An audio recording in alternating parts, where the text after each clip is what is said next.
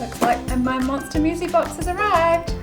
Dark Forest Muesli, Maple Millet Crunch, Ravishing Cranberry Porridge, Low Carb Peanut Butter, Pecan Almond Cranberry Crunch. That sounds delicious. Got a low carb chocolate peanut. Classic toasted muesli. That looks homemade. And natural muesli as well. Fabulous. Special ginger spiced muesli. I know someone who's going to love that. Ta-da! Breakfast sorted. Breakfast is no longer boring. They look fabulous. And I think I'm going to try this gluten-free maple millet crunch.